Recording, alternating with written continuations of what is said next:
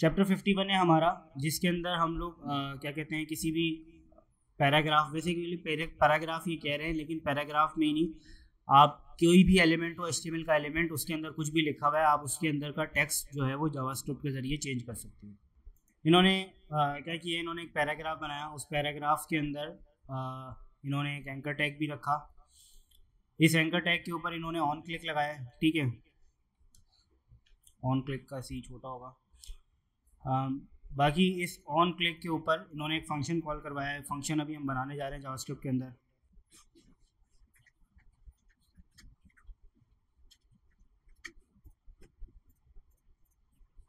अच्छा, किसी भी एलिमेंट में आपने कोई भी चेंजेस करनी है, सबसे पहले आपने उस एलिमेंट को क्या कहते हैं, कैच करना पड़ेगा अपनी जावास्क्रिप्ट के अंदर। उसके लिए क्या करोगे आप,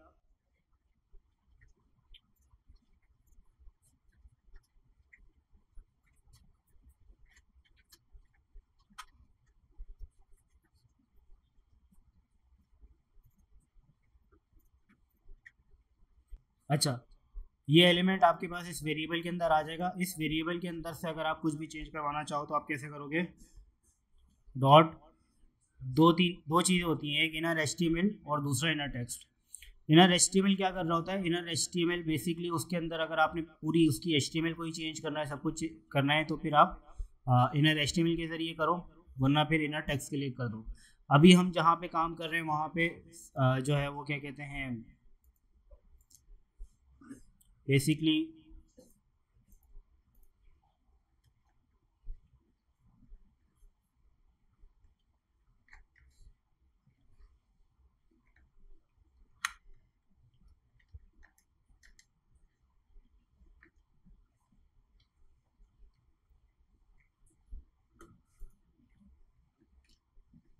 कोई फ़र्क नहीं पड़ेगा यहाँ पे भी, ठीक है। अगर हम यहाँ पे इनर HTML यूज़ कर रहे हैं या इनर टेक्स्ट यूज़ कर लें, ठीक है, दोनों में आपका रिजल्ट सेम ही होगा। रिजल्ट बेसिकली हर वक्त ही सेम होता है, बस वहाँ पे चेंज होगा जब यहाँ पे आपने जो चीज़ इंसर्ट करवानी है वो HTML है, ठीक है। फॉर एग्जांपल अगर मैं चाह रहा हूँ कि यहाँ पे इसके अंदर एक H1 का टैग मैं भेज दूँ, कुछ इस तरीके से,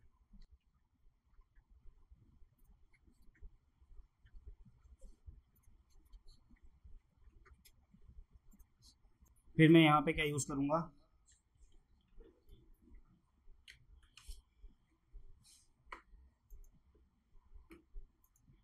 ठीक है। अब ये क्या कह रहे हैं, अब ये कह रहे हैं कि आप क्या कहते हैं, कोई इमेज हो या टेक्स्ट हो, उसको भी आप मैनिपुलेट कर सकते हो। मैनिपुलेट का मतलब पता है क्या होता है, मतलब बिहाइंड द सीन कुछ चेंज कर देना, इस तरह की चीज़ जो है उसको मैनिपुलेट कहते हैं, ठीक है। तो यहाँ पे इन्होंने क्या किया है, कह रहे हैं कि आपके पास ऑलरेडी CSS लिखी हुई है क्लास जो कि हिडन के नाम से, और उसमें आपने किया हुआ डिस्प्ले नन, ठीक है। तो आप क्या करोगे, आप किसी फंक्शन के ऊपर क्लिक करवा रहे हो, ऑन क्लिक पे आपने मेक इनविजिबल का फंक्शन कॉल किया, और मेक इनविजिबल ने क्या कर दिया, मेक इनविजिबल ने पहले उसकी आईडी के जरिए उस एलिमेंट को उठाया और उसमें एक क्लास ऐड कर दी, कौन सी, हिडन की, सही है। तो जब उस पर हिडन की क्लास लग जाएगी तो हिडन पे डिस्प्ले नन हुआ हुआ है, तो वो जो एलिमेंट है वो खुद ही गायब हो जाएगा। समझ में आई ये चीज़। फॉर एग्जाम्पल ये जो क्लिक फॉर मोर है ना, हम सपोज कर लेते हैं कि इसी के क्लिक के ऊपर हमने इस पूरे पैराग्राफ को हाइड करवा देना है, सही है। अब हाइड करवाने के लिए पहले हम क्या करेंगे, पहले तो हमें यहाँ पे एक CSS चाहिए, ठीक है। CSS मैं अभी क्या कहते हैं इंटरनली कर रहा हूँ। यहाँ पे मैं एक क्लास बना रहा हूँ, किसी भी नाम से बना सकता हूँ, लेकिन मैं यहाँ पे हिडन के नाम से बना रहा हूँ, डॉट हिडन, और डिस्प्ले नन कर देते हैं यहाँ पे, ठीक है। अगर ये क्लास मैंने यहाँ पे P के ऊपर लगा दी तो ये वैसे ही गायब हो जाएगा, नज़र नहीं आएगा, लेकिन मैं चाह रहा हूँ कि जब इसके ऊपर क्लिक हो उसके बाद फिर ये वाली क्लास अप्लाई हो, तो मैं यहाँ पे क्या करूँगा, ये वाला जो है ये मैं कर देता हूँ कमेंट,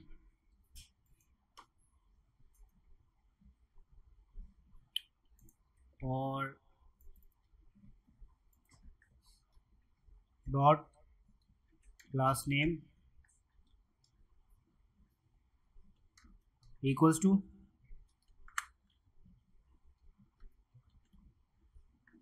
अब चलना चाहिए।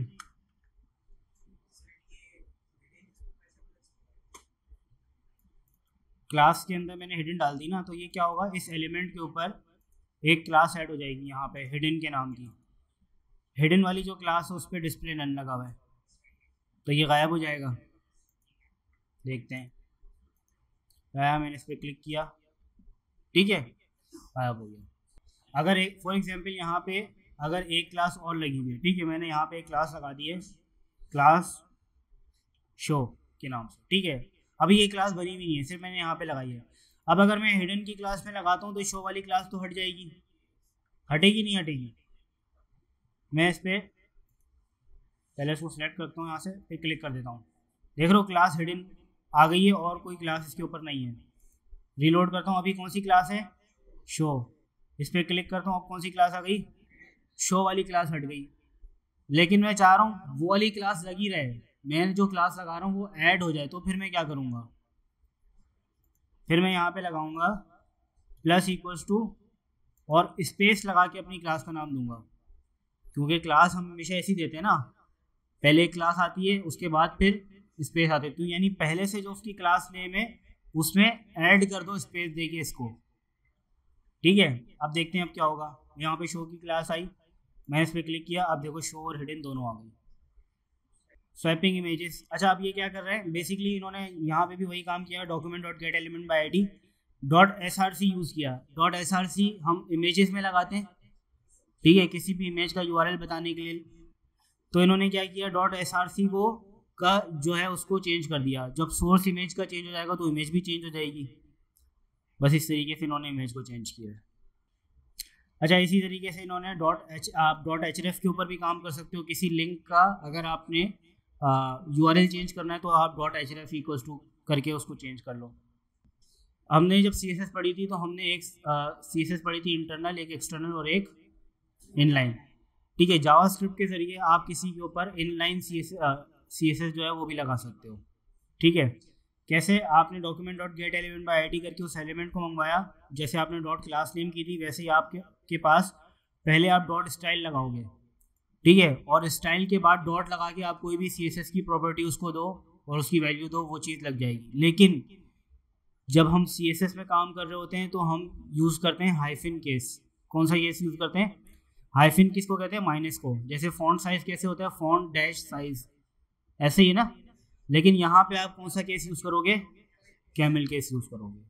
फॉन्ट साइज में डैश हट जाएगा, साइज का एस कैपिटल हो जाएगा, ठीक है। और जिन प्रॉपर्टीज़ के अंदर डैश आता नहीं है वो वैसी ही रहेंगी, जैसे कि कलर की प्रॉपर्टी है तो वो वैसे ही कलर ही रहेगा, उसमें कोई चेंज नहीं होगा। लेकिन बैकग्राउंड कलर में क्या होगा, कैमल केस हो जाएगा। एक साथ दो स्टाइल लगाने होंगे तो आप एक एक लाइन चेंज करके करोगे, पहले एक लाइन में आपने कोई स्टाइल लगाया, फिर दूसरी लाइन में एक और स्टाइल लगाया। फॉर एग्जांपल अगर आप यहाँ पे ये मेरे पास जो ये वाला है, ठीक है, अगर इसे मैं कोई स्टाइल लगाना चाह रहा हूँ तो पहले डॉट स्टाइल करके, फॉर एग्जांपल मैंने यहाँ पे इसका कलर बताना है, डॉट कलर इक्वल्स टू, मैंने यहाँ पे इसका बताया कलर जो है वो इसका होना चाहिए ग्रीन, ठीक है। अब अगर मैंने इसका बैकग्राउंड कलर भी सेट करना तो मैं नेक्स्ट लाइन में वापस से अब क्या करूँगा, dot style dot background colour equals to जो भी आप चाहो यहाँ पे वो लगा सकते हो, ठीक है। अगर मैं फॉर एग्जांपल अगर आप चाहो तो हेक्स कोड भी दे सकते हो यहाँ पे।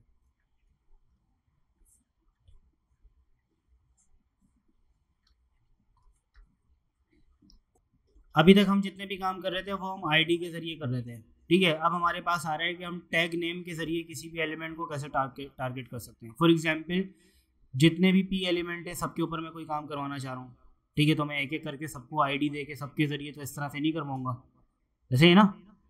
तो फिर यहाँ पे इन्होंने बताया कि अगर आप टैग नेम के जरिए टारगेट करना चाह रहे हो तो आप उसको टैग नेम के जरिए भी उसको बता सकते हो। जैसे इसके लिए यहाँ पे है document dot gate elements bye tag name.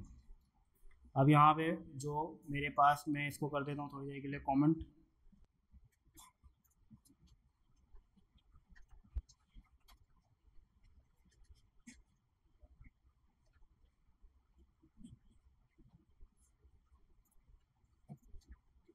अच्छा, अभी हमारे पास पैराग्राफ कोई बना हुआ है, एक बना हुआ है। अगर मैं यहीं पे फॉर एग्जांपल मैं एक वेरिएबल बना देता हूँ,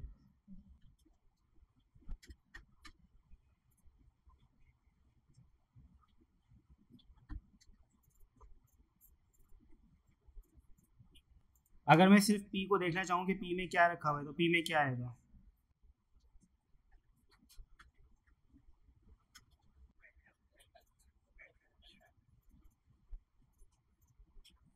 एलिमेंट तो आया है, लेकिन अब एक एरे के अंदर आया है। अब बताओ एरे के अंदर क्यों आया? क्योंकि हमने टैग नेम किया है। पहले हम आईडी कर देते हैं, आईडी हमेशा एक ही बार होती है किसी भी पेज के ऊपर, ऐसे ही है ना। लेकिन एलिमेंट, क्योंकि हम एलिमेंट के थ्रू टारगेट कर रहे हैं, वो एक एलिमेंट कई बार हो सकता है। ठीक है, तो पॉसिबिलिटी तो है ना एक से ज़्यादा होने की, भले ही अभी एक बार है, लेकिन पॉसिबिलिटी है एक से ज़्यादा होने की, है ना। इस वजह से उसको एरे में डाल के उसने दिया। ठीक है, तो अब हमें जो भी काम करना पड़ेगा वो हम इंडेक्स नंबर के थ्रू ही करेंगे। ठीक है, पहले एलिमेंट को गेट करेंगे, उस वो एरे मिलेगा तो उसके फिर उसके फला इंडेक्स के ऊपर वाला काम अप्लाई करेंगे। ठीक है, और अगर सब पे करना है तो कोई लूप वगैरह इस तरह की कोई चीज़ चलाएंगे। ठीक है, तो फॉर एग्जांपल अभी मैंने ये वाला जो काम करना था इनर एस्टिमेल वाला, सही है, ये इनर एस्टिमेल वाला काम मैंने करवाना है पी के ऊपर। अभी चलना चाहिए पी डॉट इनर एस्टिमेल, चलना चाहिए या नहीं?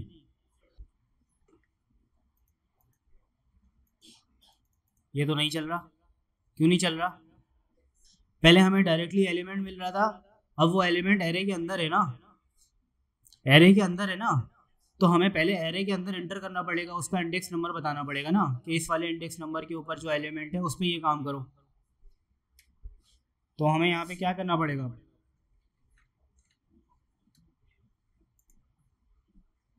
सही है, बात समझ में आई? अब होना चाहिए, सही है। अच्छा, फॉर एग्जाम्पल मेरे पास यहाँ पे जो पी है वो एक और है,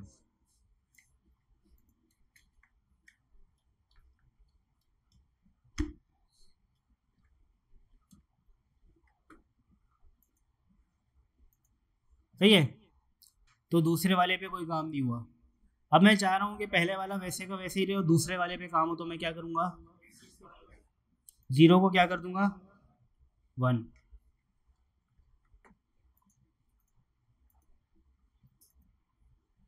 इन्होंने क्या किया, अब फॉर एग्जाम्पल यहाँ पे ये बताना चाह रहे हैं आपको कि कोई एक स्पेसिफिक एलिमेंट है, उसके अंदर के जो जो चिल्ड्रन है उनको आप टारगेट करना चाह रहे हो, तो आप वो भी कर सकते हो। ठीक है, फॉर एग्जाम्पल इन्होंने क्या किया, सबसे पहले इन्होंने document dot gate element by ID rules, यानी कोई एक एलिमेंट है जिसमें रूल्स के नाम की आईडी लगी हुई है, इन्होंने उसको गेट कर लिया।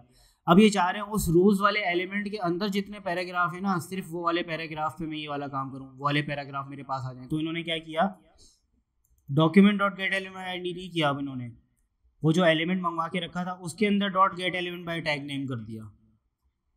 ठीक है, तो अब ये क्या करेगा, उस रूल्स वाला जो एलिमेंट हमने पहले मंगवाया था उसके अंदर जितने पैराग्राफ थे सिर्फ उनको टारगेट करेगा। सही है भाई? तो इन्होंने बताया कि भाई ये लाइन वन जो है वो असाइन कर देते हैं किसी भी डिफ के ऊपर आईडी रूल और उसका वेरिएबल। ठीक है, उसको लाके उसने ई में रखा और उसके बाद फिर जो है वो एक कलेक्शन बना लेती है उस एलिमेंट के अंदर जितने भी हमारे पास पैराग्राफ हैं उनका। ठीक है, और वो हमें ला के देते हैं इस तरीके से। अच्छा, अब बहुत इंपॉर्टेंट चीज़ आ रही है आप लोगों की, डॉम। डॉम की फुल फॉर्म क्या होती है पता है किसी को? Document object model. ठीक है, अच्छा ये जो डॉम है बेसिकली ये क्या होता है, आपकी कोई भी HTML जब आपका ब्राउज़र उसको रीड कर रहा है ना, तो वो उसको रीड करते वक्त जितने भी आपके एलिमेंट्स हैं उन तमाम एलिमेंट्स के लिए समझ लो एक एक ट्री टाइप का बनाता है। और वो ट्री जो होता है वो बेसिकली वो जावास्क्रिप्ट का बना हुआ होता है। ठीक है, तो उसमें क्या करता है, वो उसको ऑब्जेक्ट वाइज आपके जितने भी एलिमेंट्स हैं उनको सेट करने की कोशिश करता है, वहाँ पे उसको सेट करता है। ठीक है, बेसिकली यहाँ पे भी अभी जो हम डॉम के ज़रिए कोई भी एलिमेंट मंगवा रहे हैं वो कहाँ पे मंगवा रहे हैं? जावास्क्रिप्ट के अंदर। ऐसे ही है ना, डॉक्यूमेंट के थ्रू जो भी हम एलिमेंट मंगवा रहे थे document dot gate element by ID JavaScript के जरिए मंगवा रहे थे, लेकिन वो लाके कहाँ से दे रहा था, HTML से लाके दे रहा था। तो जावास्क्रिप्ट और HTML को उसने आपस में कनेक्ट कर कैसे लिया, उसको कनेक्ट ऐसे किया है कि जब उसके पास उसने HTML को रीड किया था उस टाइम पे ही उसने पूरी की पूरी HTML, अगर आसान अल्फाज में कहें तो उसने जावास्क्रिप्ट में कन्वर्ट करके अपने पास रख ली थी। ठीक है, जितने भी हमारे एलिमेंट्स थे उन एलिमेंट्स को ऑब्जेक्ट की फॉर्म के अंदर रख के उसको जावास्क्रिप्ट के अंदर स्टोर कर लिया था। ठीक है, ये वाला जो हमारे पास पूरा का पूरा जो डेटा है ना, जो HTML का डेटा हमारे पास जावास्क्रिप्ट में अवेलेबल हो जाता है, उसको हम कहते हैं डॉम। ठीक है, आगे जाके जैसे जैसे हम पढ़ते रहेंगे और आगे आप लोगों को क्लियर होता जाएगा इस चीज़ के बारे में। ठीक है, बेसिकली ये इन्होंने बताया। ठीक है, ये डॉम के बारे में। ये HTML इनके पास आई थी, इसने ट्री बनाना शुरू किया उसका, यानी सबसे मेन जो आपकी ब्रांच होगी, सबसे मेन जो ब्रांच होगी ना, वो होगी डॉक्यूमेंट सबसे ऊपर। ठीक है, उसके बाद उससे फिर एक शाख निकलेगी HTML की, और HTML से 2 शाखें निकलेंगी हेड और बॉडी की, और उससे फिर और मल्टीपल चीज़ें आगे निकलेंगी, ब्रांचेस उसकी निकलती जाएंगी। ठीक है, तो जो चीज़ जहाँ से स्टार्ट हो रही है वो क्या है, डॉक्यूमेंट। ठीक है, मेन जो हमारी जो क्या कहते हैं ब्रांच है वो कौन सी है, डॉक्यूमेंट। डॉक्यूमेंट से ही सारी चीज़ें निकल रही हैं। ठीक है, मैंने बताया डॉक्यूमेंट, डॉक्यूमेंट से HTML, फिर हेड बॉडी, फिर इसमें टाइटल आया, फिर इसमें P आया। अच्छा, ये बता रहा है कि भाई जितनी भी ब्रांचेस हैं सब में पेरेंट चाइल्ड का रिलेशन कोई ना कोई होता है। ठीक है, पेरेंट चाइल्ड वाला रिलेशन तो मेरे ख्याल से समझाने की जरूरत नहीं है, आप लोगों को पता है ना ऑलरेडी। ठीक है, फॉर एग्जांपल अगर डॉक्यूमेंट है और डॉक्यूमेंट से फिर जो है ना क्या कहते हैं HTML निकल रहा है, तो HTML और डॉक्यूमेंट क्या हो गया आपस में, पेरेंट चाइल्ड। पेरेंट कौन हुआ, डॉक्यूमेंट, और चाइल्ड कौन हुआ, HTML। ठीक है, फिर इसी तरीके से HTML से फिर हेड और बॉडी निकल रहे हैं। ठीक है, तो हेड और बॉडी आपस में क्या हुए, सिबलिंग्स। ठीक है, हेड और HTML का रिलेशन क्या हुआ, पेरेंट चाइल्ड। पेरेंट कौन है यहाँ पे, HTML, और चाइल्ड हेड। अच्छा, हेड और डॉक्यूमेंट का आपस में क्या रिलेशन हुआ, ग्रैंड पेरेंट और ग्रैंड चाइल्ड। अच्छा, डॉम के अंदर ये अब आपको बता रहा है कि अब आप किसी भी एलिमेंट के चाइल्ड को कैसे ढूंढ सकते हो। ठीक है, तो सबसे पहला तरीका जो उन्होंने बताया वो तो यही है कि भाई आप डॉट इनर HTML कर लो किसी भी एलिमेंट के अंदर, तो उसकी पूरी की पूरी HTML उठ के आपके पास आ जाएगी। लेकिन ये अच्छा तरीका नहीं है, इसी के अंदर आपको मिलेगा ये चाइल्ड नोड्स। ठीक है, चाइल्ड नोड्स के अंदर फिर आप बता सकते हो कि भाई क्या कहते हैं जो भी उसके चाइल्ड हैं। ठीक है, फॉर एग्जांपल 0 1 या 0 जो भी उसका एलिमेंट होगा उस हिसाब से फिर आपको वो चीज़ उसकी मिल जाएगी। ठीक है, अभी हम इसको करके भी देख लेते हैं। अच्छा, ये बेसिकली आपसे एक पहेली पूछना चाह रहा है। फॉर एग्जांपल डॉक्यूमेंट है, डॉक्यूमेंट का चाइल्ड नोड 0, डॉक्यूमेंट के चाइल्ड नोड 0 पे क्या रखा हुआ होगा, HTML। फिर HTML पे चाइल्ड नोड 1 क्या लिखा हो, क्या रखा होगा, चाइल्ड नोड 1 बॉडी, हेड होगा ना 0 पे। ठीक है, अच्छा बॉडी के अंदर चाइल्ड नोड्स बना, बॉडी के अंदर क्या चीज़ें हमें नहीं पता। ठीक है, लेकिन ये है कि हम पहुंच सकते हैं वहां तक, अगर हमें HTML पता हो तो हम इस चीज़ को देख के हम पहुंच सकते हैं कि ये कौन से एलिमेंट की बात हो रही है। ये आ गया बॉडी। बॉडी के अंदर ये डिव चाइल्ड नोड्स कौन सा था, वो 1 था ना। ठीक है, ये बॉडी, बॉडी के अंदर चाइल्ड नोड्स 1, यानी बॉडी के अंदर जो दूसरा एलिमेंट आएगा उसकी बात हो रही है, दूसरे चाइल्ड की बात हो रही है। तो यहाँ पे इसका दूसरा चाइल्ड ये वाला है, ऐसे ही है ना। और उसके बाद फिर उसके बाद उसने बताया उसका भी दूसरा चाइल्ड, इसका दूसरा चाइल्ड कौन सा है, ये ग्राफ में। अच्छा, फॉर एग्जाम्पल अब मैं चाह रहा हूँ कि मैं इस सेकंड वाले P को टारगेट कर लूँ यहाँ पे अपने पास।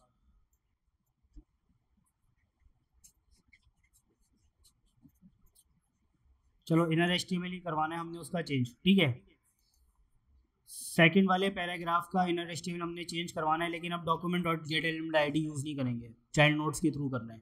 मुझे पहुँचाऊँ वहाँ तक, कैसे पहुँचेंगे हम बताओ। एक वेरिएबल बना लेते हैं, वेरिएबल p इक्वल्स टू, अच्छा यहाँ पे से वन हटा देते हैं, ठीक है, सिर्फ p डॉट इन HTML हम करेंगे और वहाँ पे होना चाहिए। तो हम कहाँ क्या करेंगे, यहाँ पे सबसे पहले डॉक्यूमेंट डॉट चाइल्ड नोट्स, कौन सा वाला, 1। पहले डॉक्यूमेंट का चाइल्ड कौन होता है, डॉक्यूमेंट का चाइल्ड कौन होता है, HTML, ठीक है।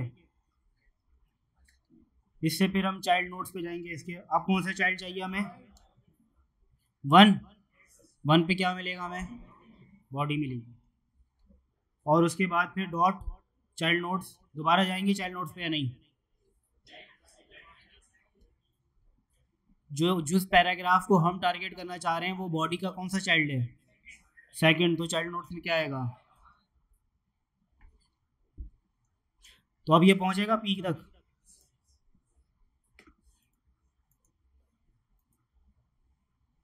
एक मसला आ रहा है यहाँ पे, चाइल्ड नोट्स 1 मिल ही नहीं रहा। अब फॉर एग्जांपल समझ लो कि आप लोग घर पे अकेले हो, आप ये काम कर रहे थे, आपको ये चीज़ नहीं मिली, आप इसको डिबग कैसे करोगे, इस मसले के हल तक कैसे पहुंचोगे, सोर्स में जाओगे, मसला आ रहा है यहाँ पे, ब्रेक पॉइंट लगाओगे यहाँ पे, कहाँ पे, कौन सी लाइन पे, लाइन नंबर 16 पे लगना चाहिए। मैं यहाँ से इस पर क्लिक करूँ, चलना चलेगा, ठीक है। डॉक्यूमेंट पे आए हम, डॉक्यूमेंट में यहाँ पे चाइल्ड नोट्स में आ गए। चाइल्ड नोट्स में अभी इनके पास कितने चाइल्ड हैं, डॉक्यूमेंट और HTML। यहाँ तो हमें तो ये पता चला था बुक से कि हमारे पास डॉक्यूमेंट के अंदर HTML होता है और डॉक्यूमेंट के अंदर HTML मिलेगा हमें, लेकिन इसने क्या किया, इसको जो HTML मिल रहा है वो एरे की नोड नंबर 1 पे मिल रहा है, इंडेक्स नंबर 1 पे। ये गलत नहीं है, अगर हम HTML के अंदर देखें तो HTML के भी चाइल्ड नोड्स होंगे। यहाँ पे हेड है और टेक्स्ट भी है और बॉडी भी है, यानी यहाँ तो सब कुछ ही उल्टा सीधा चल रहा है, ऐसा ही है ना। अब क्या करें, अब यहाँ से 2 रिजल्ट निकलते हैं। एक तो ये कि हमारी बुक में ही गलत लिखा हुआ है, बुक पुरानी हो गई है, क्योंकि चीज़ें अपडेट होती रहती हैं, क्योंकि जहाँ तक हमें पहुँचना चाहिए था बुक के हिसाब से वो तो हमें वहाँ तक नहीं लेके जा रहा। अब एक काम करते हैं कि जो हमने डिबग किया और जिस रिजल्ट तक हम पहुँचे वहाँ से करने की कोशिश करते हैं, यानी ये वाला जो चाइल्ड नोड्स है इसको हम क्या कर देते हैं, 1।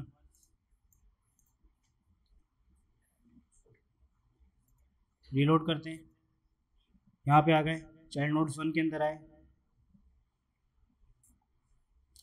अब भी एक मसला है, अब मसला ये है कि जहाँ तक हम पहुँचे थे यहाँ पे बॉडी जो है वो इंडेक्स नंबर 2 पे रखा है इन्होंने, पहले इंडेक्स नंबर 1 के ऊपर इन्होंने रखा है कोई टेक्स्ट,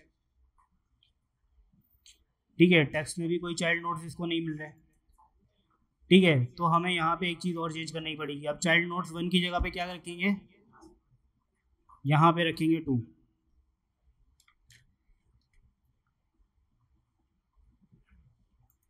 अब चलना चाहिए,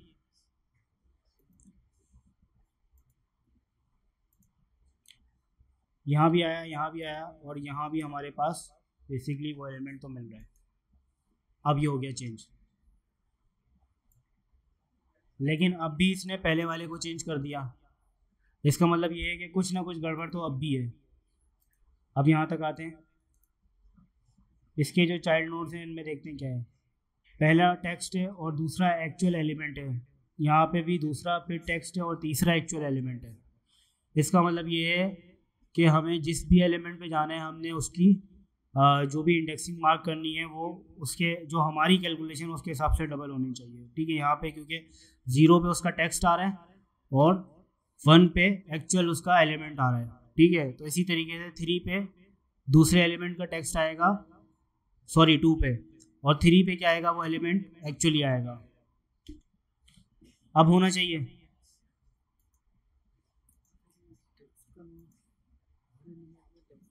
अब यहाँ पे एक दो बातें हमें पता चली। पहली तो ये है कि हमारी बुक के अंदर जो है ना वो कुछ चीज़ें आउटडेटेड हो गई हैं, ठीक है। अब जो है वो ब्राउज़र के अंदर चीज़ें जो है वो थोड़ी डिफरेंट तरीके से चलती हैं। लेकिन ये सारी एक्सरसाइज करने का जो मकसद था आपको, अब क्या कहते हैं, पहली बात तो ये है कि ये वाली इस तरीके से आपने कभी भी यूज़ नहीं करना। ये सिर्फ आपको समझाने के लिए यहाँ पे किया गया है ताकि आपके जहन में ये बात बैठ जाए, ठीक है। आपको तरीका कौन सा इस्तेमाल कर रहे हैं, गेट एलिमेंट बाय आईडी वाला, ठीक है। जब भी आपने कोई काम करोगे सबसे बेहतरीन तरीका वही वाला है, gate element by ID, ID बताओ डायरेक्टली उस एलिमेंट तक पहुँच जाओ, ठीक है। ये वाले तरीके से आपने करना नहीं है, सिर्फ इसलिए बताया गया ताकि आपको नॉलेज मिल जाए बस, ठीक है। बाकी यहाँ पे कुछ भी चेंज आ रहा हो कुछ भी नहीं आ रहा हो आपको उससे फ़र्क नहीं पड़ना चाहिए। एक दो बार प्रैक्टिस कर लेना बस, जहन में बैठ जाए आपके, बाकी इतनी इंपॉर्टेंट चीज़ नहीं है। अच्छा, हमने अभी आप लोगों में से किसी ने एक चीज़ नोट की कि जब हम ब्रेक पॉइंट लगा के देख रहे थे किसी भी एलिमेंट को, हमने चाइल्ड नोट्स के अलावा एक चीज़ और भी देखी थी जो कि उसी से रिलेटेड थी, मिलती जुलती। डॉक्यूमेंट पे आते हैं, देखो चाइल्ड नोट्स के नीचे नज़र आ रहा है